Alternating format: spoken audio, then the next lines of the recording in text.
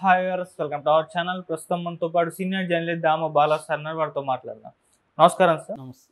Sir, Janasena నేతలు వరుస పెట్టి అల్లు అర్జున్ గారి పైన దాడికి దిగడం మనం చూస్తున్నాం సార్. ఒకరి తర్వాత ఒకరు ఆయన పైన తీవ్రమైన విమర్శలు అయితే చేస్తున్నారు. ఇప్పుడు మళ్ళీ చలమశెట్టి రమేష్ అనే ఒక జనసేన నేత అల్లు అర్జున్ చిరంజీవి గారి, నాగబాబు గారి కాళ్ళు కడిగి ఆ నెత్తి మీద నీళ్లు పోసుకోవాలి, అప్పుడైతేనే మేము క్షమిస్తాం, అప్పుడైతేనే పుష్ప 2ని రిలీజ్ చేయనిస్తాం, లేదంటే పుష్ప 2ని ఆపేస్తామంటూ వార్నింగ్ ఇవ్వడం చూస్తున్నాం సార్. మరి ఎందుకు ఈ విధంగా జనసేన నేతలు వరుస పెట్టి ఈ విధంగా విమర్శలు చేస్తున్నారు? మీరు ఏం చెప్తారు సార్? అదేదో అంటారు కదా, మన Karl marks quotation, history repeats it self, some times as tragedy, some times as farce. మొన్నటి వరకు జగన్ ఉన్నప్పుడేమో పవన్ కళ్యాణ్ సినిమాలను ఆడనేమో ఇక్కడ, లేకపోతే ప్రత్యర్థుల సినిమాలను ఆడనేమని వాళ్ళు ఛాలెంజ్లు చేశారు. దాన్నంతా వీళ్ళు విమర్శించారు, జగన్ సినిమా వాళ్ళ పట్ల ఎట్లా ఉన్నారు. ఇప్పుడు ఇతను వచ్చి గన్నవరం నియోజకవర్గ ఇన్ఛార్జి చలమలశెట్టి రమేష్, ఇతను అల్లు అర్జున్ సినిమాలని ఆడనివ్వమంటే మరి దీన్ని పవన్ కళ్యాణ్ ఖండించాలా వద్దా? ఇప్పటివరకైతే ఖండించలేదు. నిన్న ఆయన మాట్లాడి కూడా 2 రోజులు అయింది. ఎవరు, బోలిశెట్టి శ్రీనివాసు. మరి దాన్ని కూడా పవన్ కళ్యాణ్ ఖండించలేదు. మరి పవన్ కళ్యాణ్కి సంబంధం ఏంటి? జనసేన వాళ్ళు కదా మాట్లాడుతున్నారని కొంతమంది రాశారు. జనసేన ఎవరిది? పవన్ కళ్యాణ్ది కాదా? పవన్ కళ్యాణ్ దానికి అధ్యక్షుడు కాదా జనసేనకి? జనసేన నాయకులు, ఈయన ఎవరో మామూలు నాయకుడు కాదు కదా, ఈయన ఇన్ఛార్జి, గన్నవరం నియోజకవర్గ ఇన్ఛార్జి. ఆయన ఓపెన్గా నిన్న ఏం మాట్లాడుతున్నాడు? అల్లు అర్జున్ని నేను తిరగనీయను, ఇక్కడ అల్లు అర్జున్ సినిమాలు ఆడనివ్వము, ఫ్లెక్సీలు కూడా కట్టనివ్వము. ఇదేమన్నా మీ సామ్రాజ్యమా? ఇది ప్రజాస్వామ్యం. ఎవడు ఎక్కడైనా ఫ్లెక్సీలు కట్టుకోవచ్చు, ఎవడు సినిమాని ఎక్కడైనా ఆడించవచ్చు. ఇంత ఓపెన్గా ఆయన బెదిరిస్తున్నాడంటే జగన్ ప్రభుత్వానికి ఈ ప్రభుత్వానికి తేడా ఏందో ఎవరైనా చెప్తే నేను వింటా. అంత ఇదిగా అతను ఓపెన్గా వచ్చి కెమెరా ముందుకు వచ్చి మీడియాతో బెదిరిస్తున్నాడు. వాళ్ళ మధ్య గొడవలు ఉండొచ్చు, అది కుటుంబ వ్యవహారం, నీకేం సంబంధం అది? కానీ అతను అలా బెదిరిస్తుంటే దాన్ని ఖండించవచ్చు. ఎవరు? అల్లు అర్జున్ని ఖండించవచ్చు. అల్లు అర్జున్ చిరంజీవికి వ్యతిరేకంగా తిరుగుబాటు చేయడం కరెక్ట్ కాదని చెప్పచ్చు. అవి చెప్పడానికి ఉంది. కానీ నేను అతని సినిమాలు ఆడనివ్వను, ఫ్లెక్సీలు కూడా కట్టనివ్వను అని మాట్లాడడం అయితే ఖచ్చితంగా ఇది పవన్ కళ్యాణ్ మరి దీన్ని ఎట్లా సపోర్ట్ చేస్తాడో చూడాలి. ఎందుకంటే జగన్ మీద ఇవే విమర్శలు వీళ్ళు చేశారు, మళ్ళీ అదే పనులు చేస్తూ ఉంటే తేడా ఏముంటుంది వాళ్ళకి వీళ్ళకి? సో వీళ్ళు వచ్చారు, వీళ్ళ పద్ధతిలో వీళ్ళు ఎనిమిస్ని మీద ఇదే చేస్తారు, రేపు జగన్ వచ్చినా అదే చేస్తాడు. ఇంత తప్ప ఎవరికి తేడా లేదు. నేను అందుకనే చాలాసార్లు చెప్తుంటాను, ఏ పొలిటికల్ పార్టీకి ఒక పొలిటికల్ పార్టీకి ఇంకొక పొలిటికల్ పార్టీకి ఎసెన్స్లో, సారంలో ఏ రకమైన తేడా ఇండియాలో లేదు. ఎవడు పవర్లో ఉన్నా ఒకే రకంగా బిహేవ్ చేస్తుంది. కళ్ళు మూసుకొని చెప్పచ్చు మనం. ఎవడు అధికారంలో ఉన్నా ఒకే రకంగా చేస్తుంటారు. Same method. డబ్బులు సంపాదించడం కానీ, అవినీతి కానీ, ప్రత్యర్థుల మీద పగ తీర్చుకోవడం కానీ, వ్యవస్థల్ని వాడుకోవడం కానీ, అన్నిటికీ తేడా పెద్దగా ఉండదు. వాటి సామర్థ్యంలో తేడా ఉంటుంది. కొంతమంది చంద్రబాబు లాంటి వాళ్ళకి బ్రహ్మాండమైన సామర్థ్యం ఎక్కువ ఉంటుంది, జగన్ లాంటి వాళ్ళకి సామర్థ్యం తక్కువ ఉంటుంది. ఎందుకంటే చంద్రబాబుకి ఆ సీనియారిటీ ఉంది, ఆయన ముందు చూపున్న నాయకుడు, ఆయన బిల్డప్ చేసిన విధానం వేరు. సో ఇక్కడ కేసీఆర్కి కావచ్చు, జగన్కి కావచ్చు, ఇలాంటి వాళ్ళకి అంత సామర్థ్యం లేదు. వాళ్ళు అంత వ్యవస్థల్ని నిర్మించుకోలేదు, సపోర్ట్ సిస్టమ్ని అంత స్ట్రాంగ్గా వాళ్ళు పెట్టుకోలేదు. అంత తప్ప ఎసెన్స్లో ఏమీ తేడా లేదు. సో ఇది యాక్చువల్గా అల్లు అర్జున్ చేసిన తప్పేంటి? అల్లు అర్జున్ తన ఫ్రెండ్ ఎవరో అది తన ఫ్రెండ్ అంటే తన భార్యకు, వాళ్ళ భార్య క్లాస్మేటు కాబట్టి అతను కూడా పిలవలేదు. రవిచంద్ర కూడా అల్లు అర్జున్ని పిలవలేదు రమ్మని. ఇతనయ్యే ఇంట్రెస్ట్ చూపించి వెళ్ళాడు. సరే వెళ్ళాడు, అక్కడ కూడా ఏమి ఓటేయమని కానీ ట్వీట్ కూడా చేయలేదు. అతను కలిశాడు, జనం వచ్చారు, చేతులు ఊపేసి వచ్చేసాడు. దాంతో ఇది పొలిటికల్గా అక్కడ ఉన్న కండిషన్లు ఏంటంటే వైసీపీ వాళ్ళు దీన్ని ఉపయోగించుకొని పెద్ద ఎత్తున చేయడం, దాంతో చంద్రబాబు స్థాయి వాళ్ళు కూడా దీని గురించి మాట్లాడడం, ఇలాగా అది వైరల్ అయింది.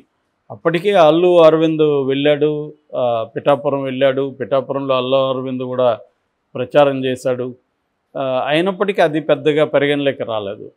సో అట్లాగే ఇక్కడ ఏ సమావేశానికి, సినిమా సమావేశానికి వెళ్ళినా ఈ పవన్ కళ్యాణ్ ఫ్యాన్స్ గోల్ చేస్తుంటే కోపం వచ్చింది అల్లు అర్జున్కి. ఇది వేరే ప్రోగ్రాం, మీరు వచ్చి ఇక్కడ పవన్ కళ్యాణ్ పేరు చెప్పమంటే చెప్పను బ్రదర్ అని గట్టిగా అన్నాడు.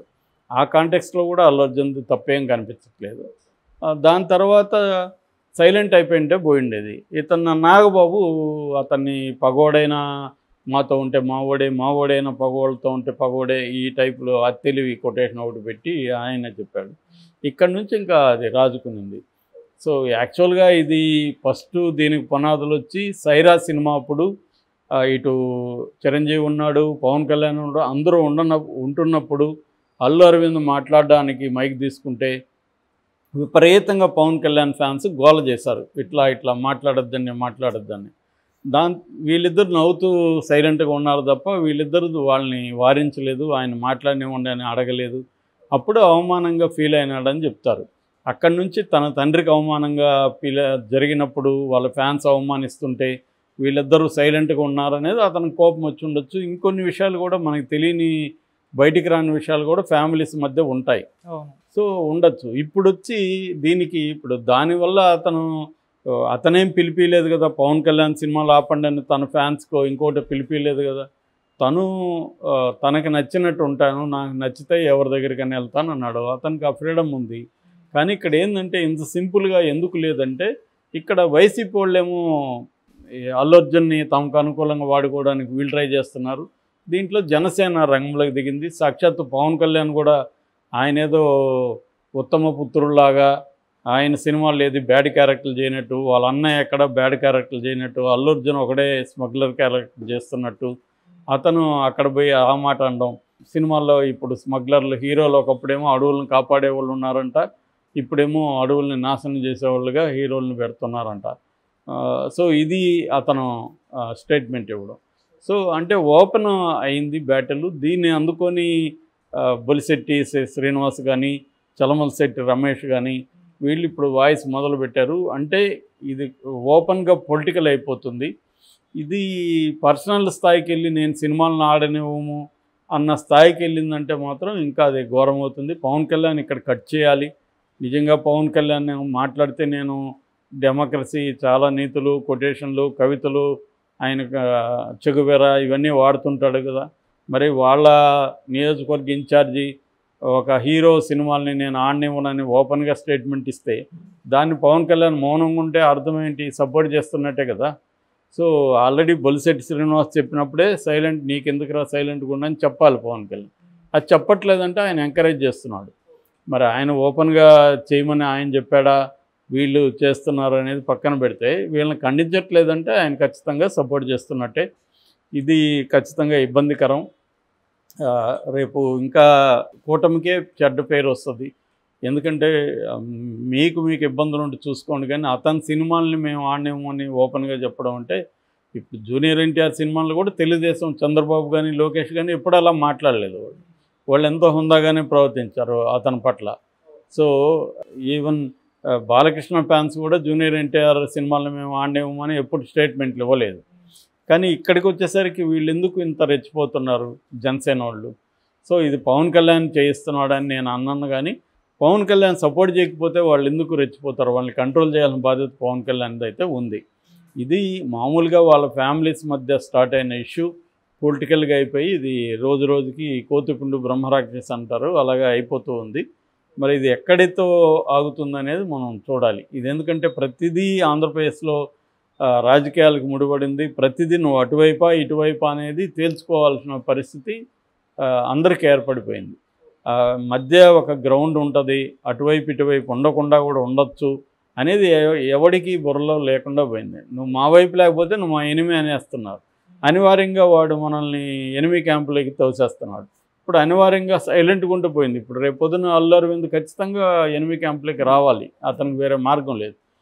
లేదంటే ఇప్పుడు చిరంజీవి కాళ్ళు, పవన్ కళ్యాణ్ కాళ్ళు, ఆఫ్టర్ నాగబాబు కాళ్ళు కూడా కడిగి నెత్తను పోసుకోవాలంట అల్లు అర్జున్. ఎందుకు పోసుకుంటాడు? అతను చిరంజీవి వల్ల ఎంత లాభపడి ఉంటాడో అల్లు రామలింగయ్య వల్ల చిరంజీవి అంతకంటే ఎక్కువ లాభపడ్డారు కదా. మరి అల్లు అరవింద్ కాళ్ళు కడిగి వాళ్ళు పోసుకుంటారా? పోసుకోరు కదా.